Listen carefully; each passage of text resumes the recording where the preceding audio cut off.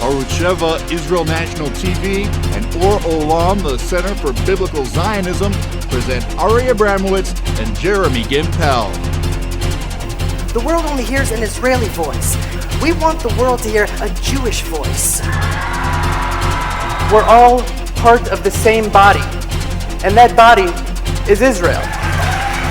I chose Israel in spite, because this is where God hangs out. Hashem is with us. He's protecting us. He's brought us to the land of Israel, and we are here to stay. Tuesday nights in Jerusalem are never going to be the same again.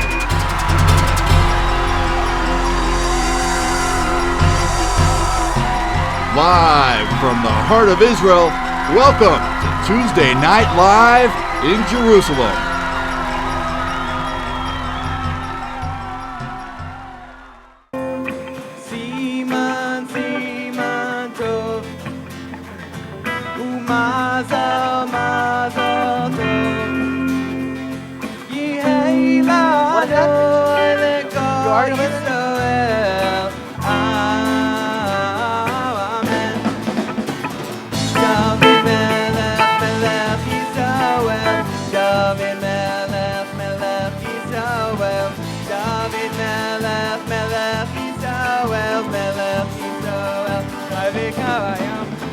David Melech, Melech Yisrael.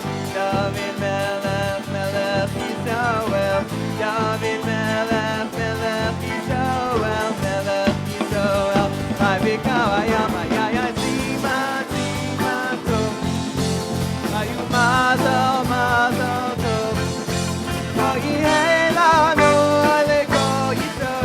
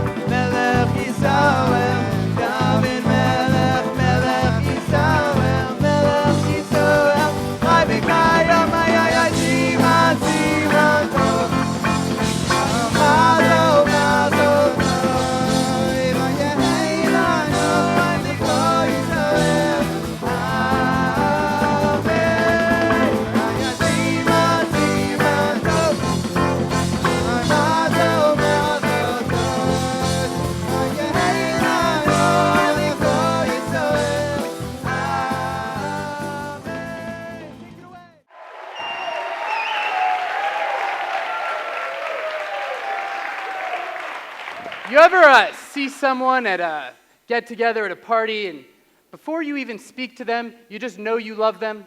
Well, that's how I felt the first time I stepped foot on the land of Israel. I knew I was going to love this land. Now, I remember early on, my parents came, and I really wanted to impress them with my non-existent knowledge. So I would take them on tours and on hikes, and I had all sorts of different techniques. I remember that I was walking with them, and I would periodically squat down, take some earth, look at it, feel it, taste it. We're going north. And they would say, "Oh, a man of the land."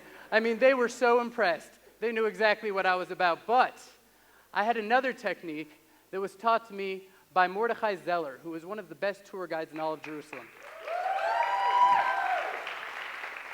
I was walking with my parents in a field, and I had in my pocket a bag of Raisinets. You know the chocolate-covered raisins? And we were in a field, and I sort of scattered them when they weren't looking. And then I said, "Stop." And of course, I would squat down, take a Raisinette, and say, "Just a few hours ago, there's an ibex here."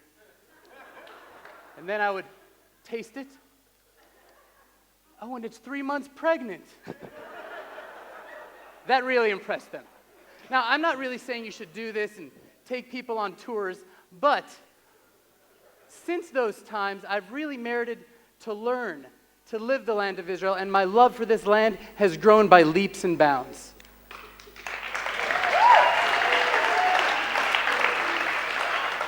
This week's show is dedicated to Tu B'Shvat, the Rosh Hashanah Le'ilanot, the New Year of the Trees. It's the environmental holiday where the Jewish people reconnect to the land of Israel. See, Judaism is unique, different than all other religions. As Chazal, our sages, teach us, we're a land-centered faith. Where Catholics, they'll make a pilgrimage to Rome, and Muslims to Mecca. Jerusalem, written over 700 times in the Bible. Israel, we're commanded to live in the land of Israel. It says, I think we'll discover something pretty interesting. In Genesis chapter 17, where God first makes the base covenant with the nation of Israel, the base covenant with Abraham. He says, I will ratify my covenant between me and you and between your offspring after you throughout their generations as an everlasting covenant. Now, how does God ratify this covenant? Does he tell Abraham, I want you to know that one day the Jewish people, they're going to get a Bible, and there's going to be prophets and writings, and you're going to be an enlightened people? He doesn't say that. The base covenant with the nation of Israel stated quite clearly, and I will give to you and your offspring after you the land of your sojourns, the whole land of Canaan as an everlasting possession. The base covenant with the Jewish people had nothing to do with the Torah. It had everything to do with the land of Israel. When God first met Moshe at the burning bush, did he say, I'm not going to bring you out of Egypt to bring you to Sinai, and I'm going to give you prophets and writings? That's not what he says at all. In fact, in Exodus chapter 3, he says, I shall descend to rescue them from the hand of Egypt, to bring them up from that land, to a good and spacious land, to a land flowing with milk and honey. The first commandment given to the first Jew was Lech lecha me'artzecha, go forth from your land to the land that I will show you. It started with the land of Israel and it ended with the land of Israel. It was always about the land of Israel. And that's why Tu B'Shvat is so important, because it's time that the Jewish people reconnect to the land of Israel. Isaiah, Yeshayahu, he teaches of this connection. Isaiah says that when the Jewish people return to the land, it will blossom. The deserts will blossom like a chavatzelet, like a rose. He must have been a prophet. Mark Twain in 1867, when he came on an expedition to this land, he described it as barren and desolate and empty. No one would have thought that before the eyes of the entire world, when the Jewish people returned, the land would flourish, and it did. No one would have thought that after the Six-Day War, there would be brave Jewish pioneers who would go to the empty, barren deserts of Gaza. It was called the cursed land of El Garara because it was so infertile. And within just a few years, 65% of Israel's organic exports were produced in Gaza. No one would have thought that Israel would be the only country in the history of the world that would end the century having more trees than it started it with. It seems as though we're always on the way back to the land of Israel. In this week's Torah portion, after the Jewish people were freed from slavery, we see the most amazing thing. The Jews are finally freed and they want to go back to Egypt. And you wonder, they lose their mind? Their children were being thrown into the Nile. Their lives were being destroyed. And for some reason, they wanted to go back to the exile. They wanted to go back to slavery. And the Torah, as our spiritual blueprint, is teaching us that people will almost always choose a familiar slavery than an unknown freedom. Israel today is that unknown freedom. Unlike those Jews One second, Ari, I'm not done yet. I remember on my last speaking tour, I was in New York. We'll edit that out. I remember on my last speaking tour, I was in New York, and I was walking around a mall, and I saw about 15 Jewish kids swarming the mall, all with baseball hats. They looked like a baseball team running through the mall. It was so obvious that they were Jewish, and I came up to them, and I said, hey, why don't you guys wear a kippah? And one of the guys said to me, he said, listen, I don't want to go into the Gap and have to be that Jew. And when he said that, I had a flashback to when I was a little kid. Growing up in Atlanta, because my father was born in Israel, I always called my parents Abba and Ima. But when my mom took me to the store, I always called her Mom. Because I didn't want people to look at me and say, like, who's that guy? What's he speaking? Is that some foreign language? I just wanted to fit in. I just wanted to be normal. I was just a kid. I didn't have the character of an adult. I just wanted to be like everyone else. But looking back now, I realized that I was being brought up in slavery. I was being brought up in a place that I couldn't be free to be who I was. I couldn't be proud about who I was. I was growing up embarrassed and ashamed. That's not a healthy way to live. Israel today is the only place where the Jewish people can be proud. We can be proud to speak Hebrew. We can be kippah-wearing, tzitzit-wearing, proud Jews surrounded by our brothers and sisters. And that can only happen in the Jewish state.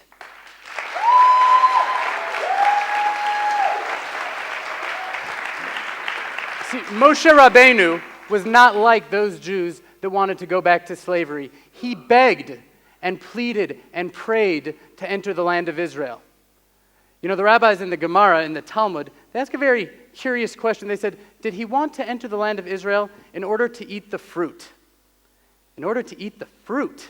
That's a weird question to ask. Well, the Bach, a famous commentator, he says that the land of Israel has been holy since the beginning of time. And because we don't eat the soil of the land of Israel, the sparks of holiness are in the fruit. And when we eat the fruit, that becomes part of us. Scientists, they agree that every 7 years, our bodies are completely renewed.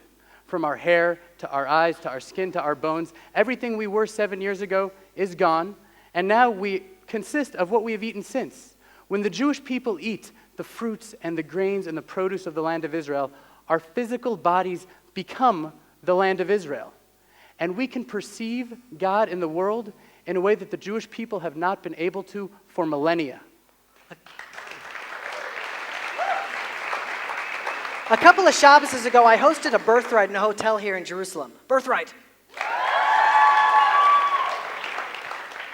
And before we lit Shabbat candles, we all sat in a circle, and everyone shared what was the most meaningful part of their trip. And there were Jews from all different backgrounds. There were Jews from religious homes, not religious homes. There were some people there that were barely Jewish. I mean, just Jewish by name. And so many of them said that the most powerful experience for them was seeing the Kotel, touching the Western Wall. That it was an experience that they'd never forget. And I said that right before we lit Shabbat candles, I said that in Tehillah in my house, when we light our Shabbat candles, we use Tehillah's great-grandmother's candlesticks. And there's these two beautiful candlesticks made of silver, and they come up, and there's a Jewish star in the middle with one word on it. It says Zion, Zion. My Eltabubi was from the old country. She was born in the shtetl. I mean, that was before the Holocaust, before anything. I remember when I brought my 3-year-old to first see her, I was thinking, I never met any of my grandparents, and my little boy has a grandfather that has a grandmother. I mean, she was from the old country. Now, what happened when she lit those Shabbat candles, she had one word in front of her, Zion. And in the mystical writings of Judaism, I told them that when you touch the Kotel wall, encrypted on your hand is your entire family lineage. You're not just touching the wall. Your father's touching the wall. Your grandfather's touching the wall. Your great-grandfather's touching the wall throughout their generations. And when you touch the Kotel, you're reconnecting to the entire heritage of the Jewish people. My Eltabubi lit those Shabbat candles every night in the middle of Poland in the shtetl with Zion before her. And all of us today living in the land of Israel are living, breathing prayers that have finally been.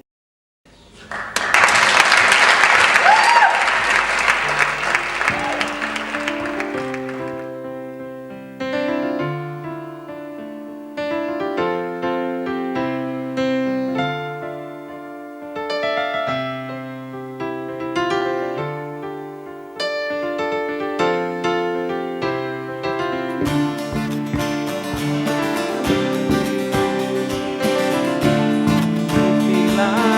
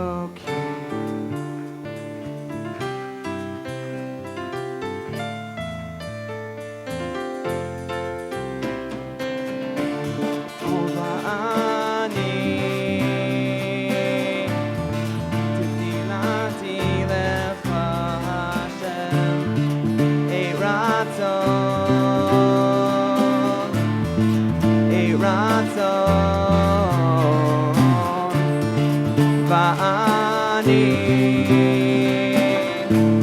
תפילתי לך השם, אי רצון, אי רצון.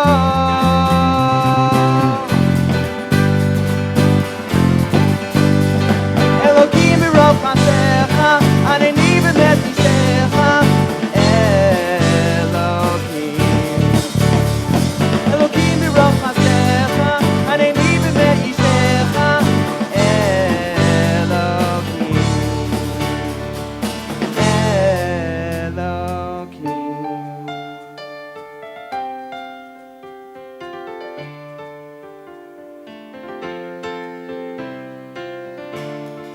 ואני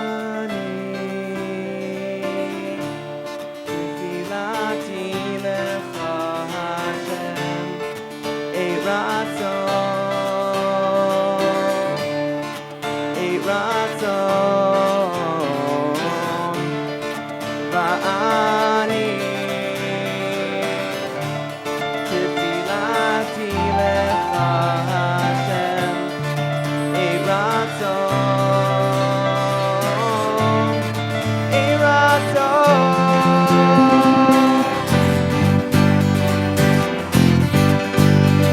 אלוקים ברוב מעשיך, ענני באמת פשעיך, אלוקים. אלוקים ברוב מעשיך, ענני באמת פשעיך, אלוקים.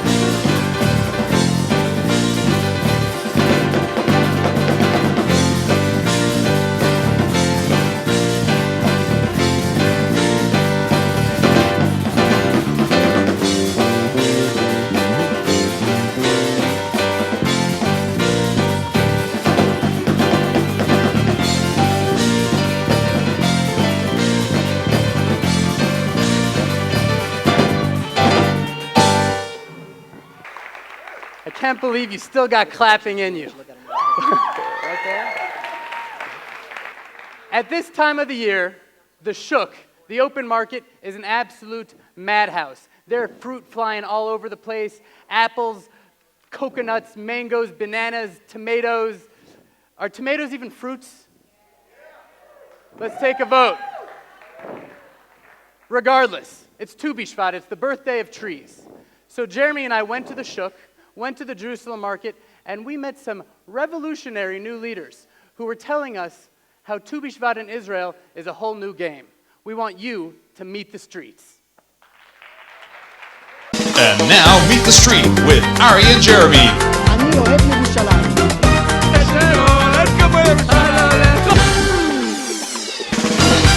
Special now for Tu B'Shvat, we have two special guests that have met us here in the center of Jerusalem to talk about the connection of the Jewish people to the land of Israel, as Tu B'Shvat is the environmental holiday of the Jewish people. I have the honor of presenting to the world Rabbi Brat, who is revitalizing Jerusalem, reinvigorating the Jewish people, a true light from Jerusalem. Rabbi Brat, thank you so much for joining us.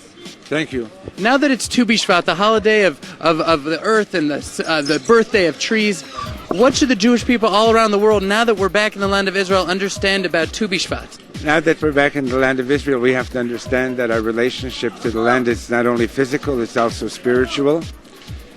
And that when we celebrate holidays, it's more than just marking and commemorating events that took place in the past, but in fact, these are things that reoccur every year.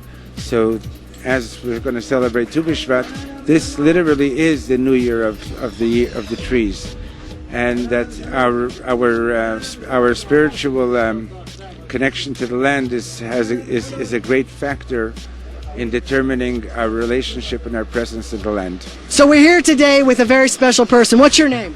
Bat El Michelle, What does Bat El mean? daughter of God. Daughter of God. So what is the connection of the Jewish people to the land of Israel, and how have you dedicated your life to that purpose? Great question. I work for the Society of Protection of Nature in Israel, and specifically for a program called Derech HaTeva. And What does Derech HaTeva mean? Derech HaTeva means the way of nature. So we run all kinds of Jewish outdoor educational programs. So the most awesome program we have is called the Israel Trail Teen Adventure. And it's a month-long program for Israeli teens together with teens from North America. They come here and they're really connecting with the land. They're learning to get to know the land with their feet. And they're hiking throughout the north and the south of Israel, and they're learning about the flora and the fauna and the connections and the history and the current events of the land, and they're doing it together, and they're learning about ecology and the connections between Judaism and nature. What do you love most about Jerusalem? The view, the sight, the history, the people, the smells, the culture, everything, the stones. It's our city. When I come to Jerusalem, I feel like my not hair coming up, you know. That's it. For thousands of years, the Jewish people have studied the Torah in a yeshiva, in a room. All of a sudden, you're taking the Jews out to nature. Who do you think you are? What is that about? Well, I'm pretty sure that Abraham wasn't really the classroom kind of guy. He was definitely traveling. He was definitely out and about, going city to city, and so we're kind of doing that. We're going on this trail like our forefathers did, and we're connecting to the land. We're walking the same places that he walked. When you go when you come to Jerusalem, it's like a part of God is staying in you. Listen, I don't know who's going to understand this, but for those of you that do, where are you from? Iraq. What is your favorite thing about Jerusalem?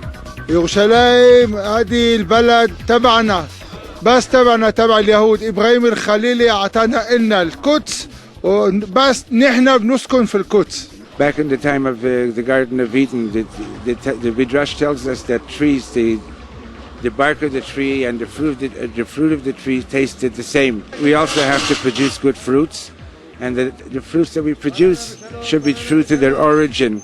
So we're trying to be true to our origins as well, and so that our children, our students will carry on. And this is what everybody's talking about, Jewish continuity, real fruitful Jewish continuity. And like with everything else, you know, a good fruit also has a good fragrance. So when you're doing a good deed and when you're doing a mitzvah, there should be a good fragrance as well. Do you think there's any way for a Jew to really understand the Tanakh, to understand Judaism, without really becoming acquainted with the land of Israel? I think it would be a serious absence if they were, but you have to walk it, you have to feel it, you have to touch it, taste it, smell it. אני אוהב את ירושלים. פה, אתם רואים כאן, כאן מרכז העולם, זה פה שוק מחנה יהודה.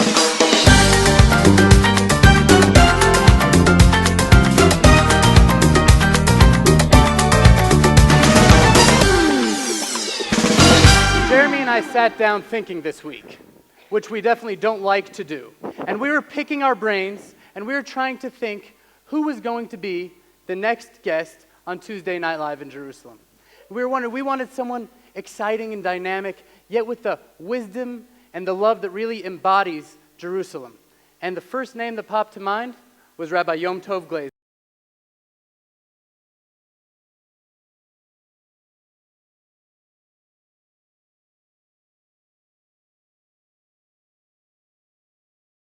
So, Rav Yom Tov, recently I was in the United States on a speaking tour, and I ended up at the home of a very talented musician, a very hospitable guy, and he happened to be your brother Sam. And he was telling me some stories, and he showed me some pictures. And I'm just wondering how you went from being a California surfer boy to the great Rav before us today.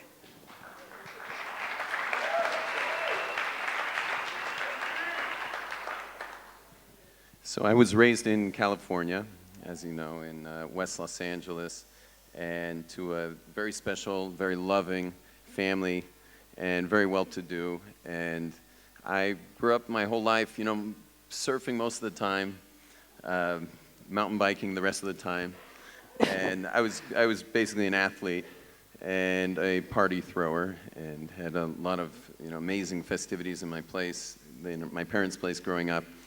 But the one thing my parents gave us was the freedom to discover on our own. It was not a home that was very observant, though at the same time we had a Shabbos table, and there was Shabbos mandatory every Shabbos night as our driveway would slowly fill with my friends' cars. And the experience was of total freedom, though. Our parents really gave us the opportunity to discover it on our own. So though we were pretty wild and crazy brothers, 4 of us all together, the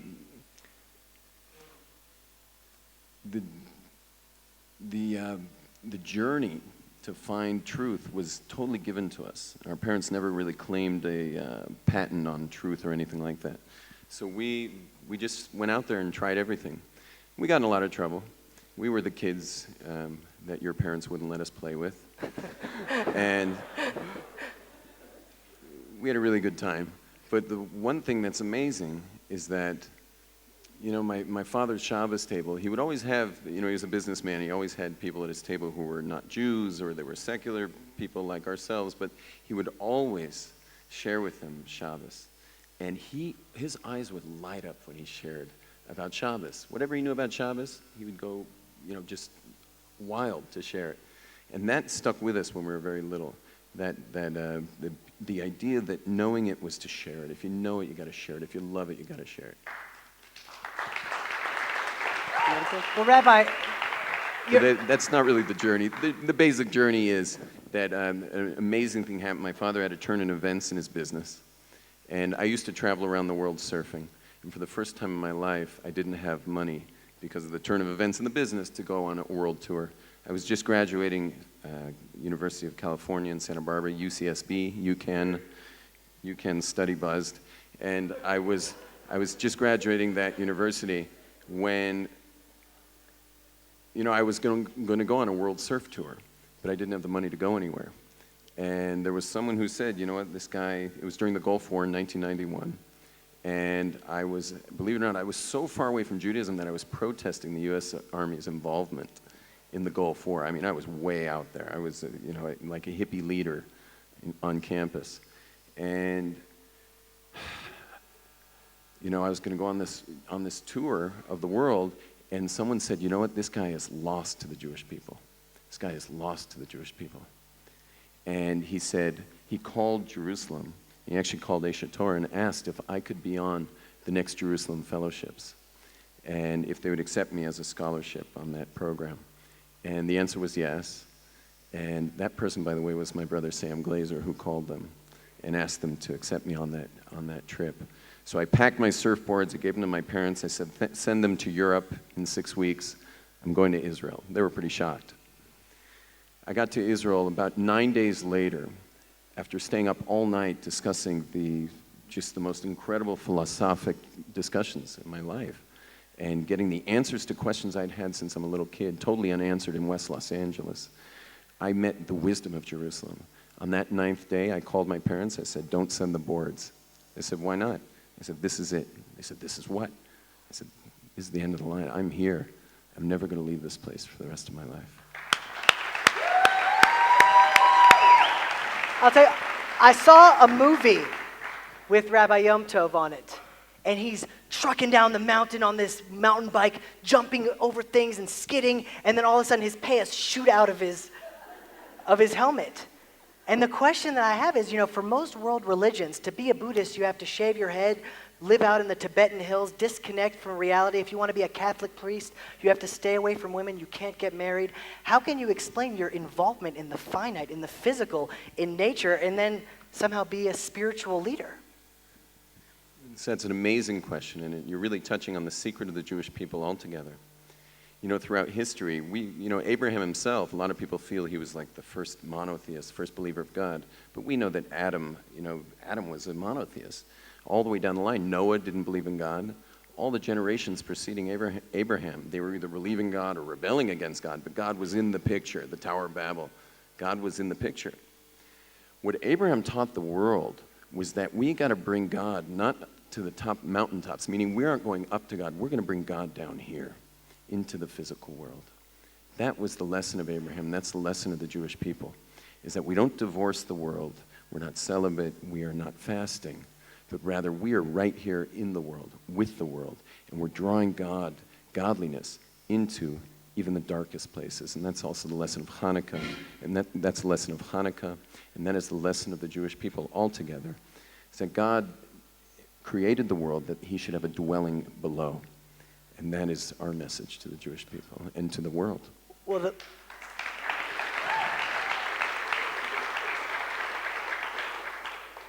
Tu B'Shvat is in the air. Nature, surfing, mountain biking.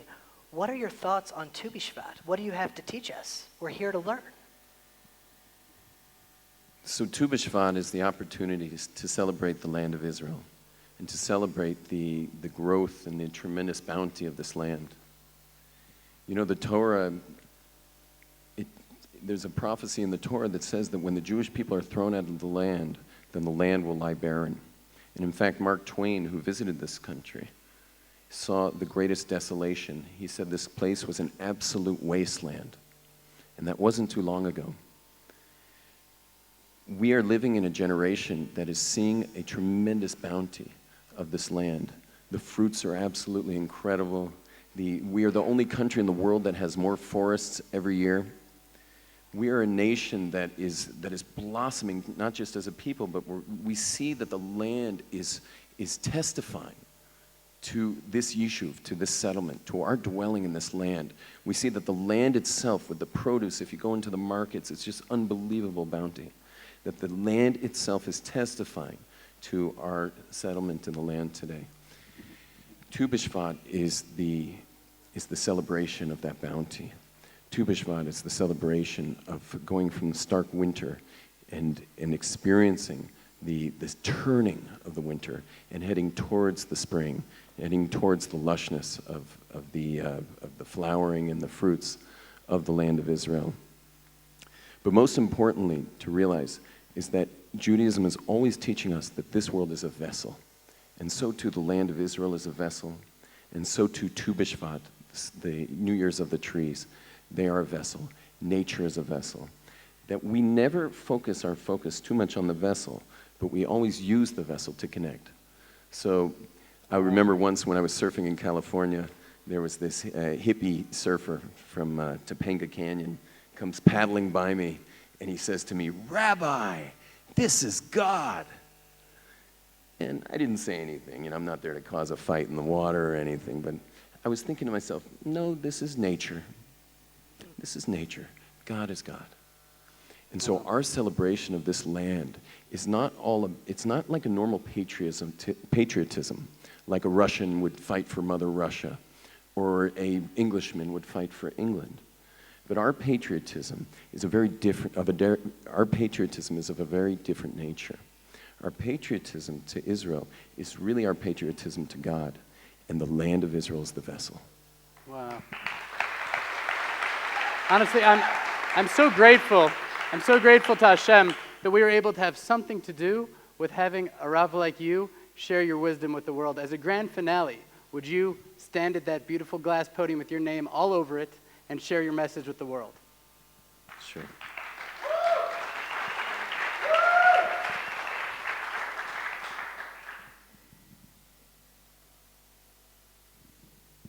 You know, the Jewish people have been on an amazing journey.